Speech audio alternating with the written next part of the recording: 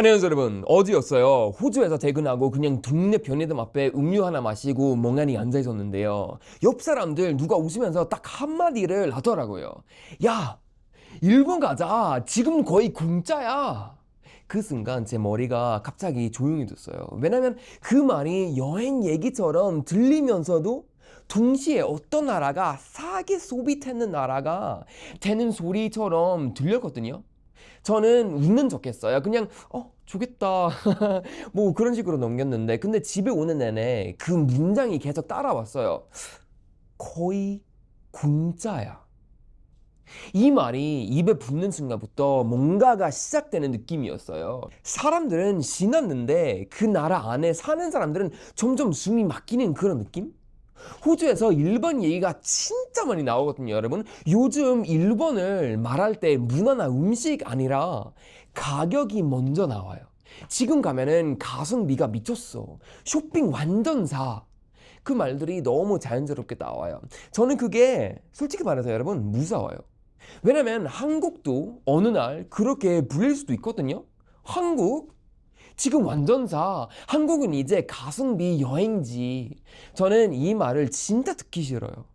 제가 한국에서 7년 살았잖아요. 여기 제네럴 숫자 많이 얘기했는데, 근데 스웨덴 사람인데 한국어 혼자 부딪히면서 배우고 한국에서 진짜 생활을 했습니다. 저는 한국을 구경한 사람이 아니라 살아본 사람이라서요. 한국이 가진 강함을 너무 잘 알아요.治安, 속도, 디테일, 시스템, 생활의 편의성, 이건 진짜 세계급입니다. 근데요, 강한 나라가 제일 무서울 때가 언제냐면은, 무너짐은 전쟁처럼 오지 않아요. 건물이 무너지는 소리도 안 납니다. 그냥 어느 날부터 될 사람 떠나요. 돈도 같이 빠지고요. 그렇게 동피기 시작하는 겁니다. 제가 오늘 이 얘기를 왜 하냐면은, 저한테는 요즘 계속 떠오르는 두 장면이 있습니다. 하나는 호주에서 듣는 일본 거의 공짜라는 말이고, 다른 하나는 제가 본에 저장된 어떤 캡처 속의 문장들입니다. 거기에 이런 문장이 적혀 있습니다. 돈과 인재가 빠져나가면은 이대로 가면 덩빈다. 그리고 또 이런 숫자도 적혀 있습니다. 1989년에 일본 출산율 1.57, 2024년 한국 0.75. 저는 이걸 처음 봤을 때는 솔직히 숫자보다 문장이 더 아프더라고요. 덩빈다. 이 말이요. 망하다가 아니라 덩빈다. 이 표현이 너무 정확해서요. 그리고 그 다음부터 제가 한국을 보는 시선이 좀 달라졌습니다. 더 사랑해서, 더 예민해졌어요. 괜찮은 나라라서 더 무서워졌습니다. 제가 호주에서 만난 일본인 유학생 얘기 하나 할게요, 여러분. 이건 제가 직접 들은 말입니다. 그 친구랑 카페에서 같이 앉아 있었는데 제가 그냥 가볍게 물어봤어요. 방학 때 일본에 가요? 그 친구가 웃으면서 가고 싶다 라고 했는데, 웃는데 눈이 안 웃어요. 그리고 한참 있다가 진짜 작은 목소리로 이렇게 말을 했습니다. 요즘 일본에 가도 내가 돌아갈 곳이 단단하다고 느낌이 안 들어요. 이 말이 저한테 너무 세게 들어왔습니다. 왜냐면 저한테 일본은 늘 탄탄함의 이미지가 있었거든요. 조용하지만 강한 나라, 오래 버티는 나라. 근데 그 친구 입에서 단단하지 않다, 이런 말이 나오니까요. 그 친구가 또 이런 말을 했습니다. 호주 사람들이 일본이 사다고 좋아하는 게 이해하는데, 여기서 말을 멈췄더라고요. 말을 이어가면은 자기가 너무 조라해질까봐 걱정돼서 그냥 삼키는 느낌이었어요. 그때 저는 한국이 떠올랐습니다. 한국이 잘 사는 거 맞아요. 지금도 사람들은 열심히 살고 거리도 밟고 밤도 안전하고 서비스도 빠르고 진짜 대단한 나라입니다, 여러분. 근데 대단한 나라일수록 조정이 늦으면은 충격이 큽니다. 빨리 성장한 나라라서 흔들릴 때도 빨리 흔들릴 수도 있습니다. 좋은 것도 빨리 오고 나쁜 것도 빨리 옵니다. 제가 한국에서 살 때 처음에는 진짜 감탄만 했습니다. 밤에 지갑 잃어버려도 돌아오고, 카페에서 노트북 주고, 화장실 가도 아무도 안 건드리고, 배달은 말할 것도 없고요. 그 기분값이 여러분 너무 높아서 사람이 어느 순간 이렇게 생각하게 돼요. 우리는 원래 이렇게 사는 나라야. 우리는 괜찮아. 근데 이 괜찮아가 제일 위험합니다. 처음에는 괜찮은 나라라서 더 빨리 손 봐야 하는데 괜찮으니까 손을 안 대요. 그게 일본이 길게 겪은 방식이라면 한국은 그걸 더 빠른 속도로 겪을 수 있다는 생각이 듭니다. 여기서 제가 말하는 무너짐을 정확히 말할게요. 저는 막 한국이 내일 갑자기 망한다는 말이 절대 아닙니다, 여러분. 한국은 그런 나라가 아니에요. 근데 돈 피는 건 가능합니다. 돈이 빠지고 인지가 빠지고 마음이 빠지면은 겉은 멀쩡한데 속은 비게 됩니다. 그리고 저는 그 비어가는 느낌을 한국에서 몇 번 봤습니다. 특히 제 주변에서요. 진짜 잘하던 사람이 어느 순간부터 표정이 달라졌습니다. 더 이상 뭐 해볼까? 그거 아니라 어디로 나갈까 말하기 시작합니다. 제가 아는 한국 친구가 있습니다. 반도체. 조금 이상한 직업인데 근데 반도체 알고 계시죠, 여러분? 거기 쪽에서 일하는 친구인데 원래 말이 엄청 당당했습니다. 한국 기술이 최고다. 우리 산업이 버틴다. 이런 말을 진짜 자주 했습니다, 여러분. 근데 호주로 출장 왔을 때 술 한잔 하다가 갑자기 조용해졌어요. 그 친구가 저를 보면서 이렇게 말했습니다. 형, 나 아직도 준비해. 저는 처음에는 그냥 연봉 얘기할 줄 알았는데 그 다음 말이 진짜였습니다. 나 한국 너무 좋아. 근데 내가 애 나오면은 애한테 뭘 줄 수 있을지 모르겠어, 형. 이 말이요. 저는 그때 숨이 딱 막혔습니다. 왜냐면 그 친구가 불평하는 사람이 절대 아니었거든요, 여러분. 진짜 열심히 살고 회사에서 인정받고 부모님도 잘 챙기고 그냥 흔히 말하는 잘 사는 길을 그대로 걷는 사람이었습니다. 그런 사람이 모르겠다라고 말하면은 그건 분위기입니다. 개인의 문제가 아니라 공기예요. 그리고 그 친구가 이어서 말했어. 우리 팀은 요즘 다 나갈 구멍부터 찾아. 미국, 싱가포르, 호주, 캐나다 누가 먼저 나가냐가 게임이 됐어. 여기서부터 저는 화가 났습니다. 슬프기보다 화가 먼저 났습니다, 여러분. 왜냐면 한국이 못 살아서 그런 거 절대 아니잖아요. 한국은 잘 살아요. 여러분, 한 번 더 말하고 싶어요. 한국은 잘 삽니다. 근데 잘 사는데도 사람들이 미를 못 믿고 떠나려는 거 이게 진짜 무섭습니다. 그리고 여기서는 중요한 얘기를 하나 해야 합니다. 한국이 지금은 부족한 건 노동력 얘기가 절대 아닙니다. 여러분 여기 채널에서 이런 얘기 진짜 많이 했는데 오해하지 마세요. 저는 이걸 아주 선명하게 말하고 싶어요. 노동력을 재우겠다는 말을 가면은 대화가 금방 망합니다. 여기 채널에서 댓글창 보면은 사람들이 외국인 데려오면은 우리 일자리 뺏긴다로 받아들이니까요. 여러분 그건 저도 이해합니다. 제가 말하는 건 외국인 인재입니다. 한국을 좋아해서 한국에서 살고 싶어서 한국까지 배우고 한국 문화까지 이해하고 한국에서 뭘 만들고 싶어서 자기 인생을 한국에 걸고 싶은 사람들이에요. 저는 그런 사람들을 한국에서 정말 많이 봤습니다, 여러분. 그리고 저는 그 사람들이 한국을 떠나는 것도 진짜 많이 봤습니다. 그게 진짜 아픕니다.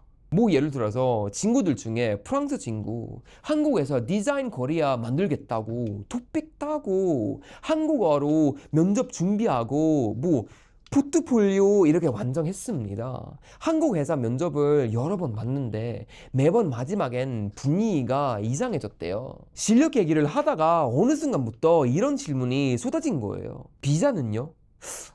외국인 뽑아본 적 없는데 야근은 괜찮아요? 한국어 진짜 돼요? 근데 이 질문 자체가 문제는 아니에요. 문제는 이 질문들이 확인이 아니라 겁이라는 겁니다. 그 친구가 저한테 이렇게 말을 했습니다. 내 실력이 부족하는 게 아니라 내가 외국인인 게 부담이에요. 그리고 그 친구는 싱가포르 갔습니다. 거기서는 처음부터 말이 다르대요. 걱정하지 마. 비자가 우리가 할게. 너는 결과로 증명해. 너무 단순하죠. 근데 인재를 모은 나라는 원래 단순합니다. 가능하게 만들어주고 책임을 요구합니다. 인도 출신 개발자 친구도 있습니다. 한국을 진짜 좋아했어요. 한국 드라마 보고 한국어를 시작했고 한국 음식 좋아하고 한국 친구들이랑 뭐 술자리 잘 어울렸어요. 실력은 말도 안 되게 좋습니다. 여러분, 와, 개발자들 중에 진짜 미친 사람이었어요. 근데 한국에서는 이런 말을 제일 많이 들었대요. 한국어 상급이어야 해서요. 외국인은 뽑은 적 없는데 비자 문제는 본인은. 그 친구가 어느 날 저한테 이렇게 말을 했습니다. 형, 한국 엄청 좋아하는데 드라마도 좋아하고 친구도 좋아하고 근데 한국이 날 비료하는지 모르겠어. 이 말이 진짜 무섭습니다. 한국이 싫어서 떠난 게 아니에요. 한국을 좋아하는 사람이 떠나는 겁니다. 한국을 사랑하는 사람들이 한국을 선택하지 못하고 빠져나가요. 이게 반복되면은 어떻게 되냐면은 한국이 잠깐씩 인기가 있는 나라가 아니라 진짜로 사람을 모으는 나라가 될 기회를 놓칩니다. 그리고 그 틈을 다른 나라들이 그냥 가져갑니다. 아무 감동 없어요. 그냥 시스템으로 가져가요. 제가 이 얘기를 하면서 제일 답답한 거 이거예요. 한국은 외국인을 좋아합니다, 여러분. 진짜로요. 길에서 외국인 한국어 한마디만 하면 기뻐해요. 와, 한국어 잘하시네요. 와, 어떻게 이렇게 배웠어요? 그 따뜻함이 있어요. 근데 그 따뜻함이 시스템으로 연결되어 있지 않습니다. 생활 속에서, 일 속에서 외국인이 정식 멤버가 되는 길이 좁아요. 은행, 통신사, 집 계약, 행정, 취업 비자. 이게 한 두 번이면은 불편함인데 이게 쌓이면은 정체성이 됩니다. 나는 여기서 손님이구나. 이제는 여러분 손님으로 살려고 세계를 옮기지 않습니다. 직원이 되고 싶어서 오는 거예요. 여기까지가 인재가 빠져나가는 구조라면요. 이제는 왜 더 빨라질 수 있냐를 말을 해야 합니다. 여러분, 저는 아까 폰에 저장된 캡처에 적혀 있던 숫자를 계속 떠올립니다. 1989년 일본 1.57, 2024년 한국 0.75. 여러분, 저는 이 숫자가 100% 정확하냐를 따지기 전에 이 숫자가 사람을 머릿속에 어떻게 작동하는지가 더 무섭습니다. 0.75라는 숫자는요, 사람을 울게 만듭니다. 그리고 그 궁허함이 길어지면 사람들은 두 가지 중 하나로 갑니다. 하나는 우리는 괜찮아, 우리는 잘 살아로 현실을 덮고요. 다른 하나는 어차피 끝이야로 포기합니다. 둘 다 위험합니다. 우리는 다 괜찮아는 변화를 늦추고 끝이야는 사람을 꺼지게 합니다. 저는 한국 친구들 대화에서 요즘 제일 많이 들리는 단어가 있습니다. 그냥. 어제도 영상에서 말을 했는데 근데 그냥 살지 뭐, 그냥 버티지 뭐, 그냥 포기하지 뭐. 이게 그냥이 늘어나면은 사회가 점점이 거집니다. 사람들이 열심히 사는데 그 열심이 미래로 연결이 안 된다는 느끼는 순간부터요. 그리고 여기서 정부 얘기를 안 할 수가 없습니다. 정직 얘기하려는 게 아니라 제가 말하는 건 실리입니다. 사람들이 정부를 싫어하느냐 좋아하느냐 그런 거 절대 아니라 사람들이 이 시스템이 나를 지켜줄까 믿느냐입니다. 여러분, 많은 사람들이 이런 거 오해합니다. 그 믿음이 흔들리면은 사람들은 나라를 떠나는 게 아니라 먼저 마음을 떠납니다. 마음을 떠나면은 몸도 떠나기 너무 쉽습니다. 제가 아는 그 반도체 친구예요. 그날을 이런 말을 했습니다. 형, 요즘 회사에서 쓰러져도 놀랍지 않아요. 저는 그 말을 제일 무서웠어요. 쓰러져도 그냥 그러려니 넘어가. 과로래. 며칠 쉬면 되겠지. 이게요, 사람이 쓰러지는 게 일상이 되는 순간 그건 개인이 문제가 아니라 사회 문제입니다. 근데 한국은 너무 강해서 너무 참고 살아서 그걸 그냥 넘어가는데 익숙합니다. 그 강함이 한국의 장점인데 장점이 한계치를 넘으면 위험이 됩니다. 이제 제가 오늘의 핵심을 말할게요. 한국이 일본보다 더 빨리 무너질 수 있다는 얘기는 한국이 일본보다 약하다는 말이 절대 아닙니다. 오해하지 마세요, 여러분. 오히려 반대일 수도 있어요. 한국은 변화가 빠르고 압축이 심하고 속도 빠릅니다. 그래서 충격도 앞쪽에서 올 수 있습니다. 일본은 길게 느리게 커졌다면 한국은 짧게 빠르게 재력이 빠질 수 있습니다. 특히 인재가 빠져나가기 시작하면요. 인재가 빠져나가면은 돈이 따라가고, 돈이 따라가면은 기회가 따라가고, 기회가 빠지면은 남는 건 빡센 경쟁일 뿐입니다. 그 경쟁이 더 빡세지면은 사람들은 더 애를 안 낳고 더 불안해지고 더 그냥을 말하게 됩니다. 이게 악순환입니다, 여러분. 여러분, 저는 이걸 단순히 경제 얘기로만 못 봅니다. 이건 감정의 문제입니다. 사람들이 미래를 믿을 수 있냐 없느냐 그런 문제거든요. 그리고 여기서 제가 진짜 말하고 싶은 장면 하나 있습니다. 그 반도체 친구 호주 출장 마치고 한국으로 돌아간 뒤에 며칠 후에 저한테 새벽에 음성 메시지 하나 보냈습니다. 평소 같으면은 장난부터 치는 친구인데 목소리가 너무 조용했어요. 형, 우리 팀에 한 명이 갑자기 그만뒀어. 그냥 퇴사가 아니라 진짜로 더 이상 못하겠대. 근데 다들 그냥 넘어가. 그 다음 말이 더 세게 돌아왔습니다. 형, 우리 회사에서 작년에 안 좋은 일도 있었거든요. 여기서 그 친구가 말을 멈췄어요. 저는 더 이상 묻지 않았습니다. 왜냐면 그 친구 목소리에서 그건 어떤 종류의 끝인지 느껴졌었거든요. 저는 이런 얘기를 할 때마다 마음이 너무 복잡해요. 왜냐면 한국을 욕하고 싶은 게 아니니까요. 저는 한국을 진짜 좋아합니다. 여러분, 여기 채널에서 제가 한국을 얼마나 좋아하는지 다들 알고 계시죠?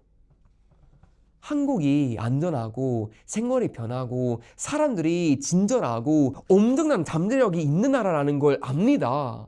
그래서 더 아픈 겁니다. 이렇게 좋은 나라가 사람의 믿음이 커져서 덩피는 길로 가는 거 진짜 말이 안 된다고 생각합니다. 그래서 제가 오늘 마지막으로 남기고 싶은 말 이런 겁니다, 여러분. 한국이 무너질 나라냐 아니냐 그런 거 절대 아닙니다, 여러분. 한국이 덤비기 시작하는 신호를 지금은 눈치채고 지금은 조정할 수 있느냐입니다. 된장게찌라는 말이 입에 붙기 전에요. 그냥 인생의 기본 단어가 되기 전에 한국을 좋아하는 사람들이 한국을 떠나는 게 당연해지기 전에요. 저는 지금 호주에 살지만 한국이 지금보다 더 잘 됐으면 좋겠어요. 그냥 경제가 잘 되는 거 아니라 그냥 돈에 대해서 생각하는 거 아니라 사람들이 미래를 믿을 수 있는 나라로 더 단단해졌으면 좋겠어요. 그리고 그 단단함은 누굴 더 갈아 넣어서 만든 게 아니라서요. 사람을 더 모으는 방식으로 만들 수 있습니다. 그게 한국이 지금 선택해야 할 방향이라고 저는 믿습니다.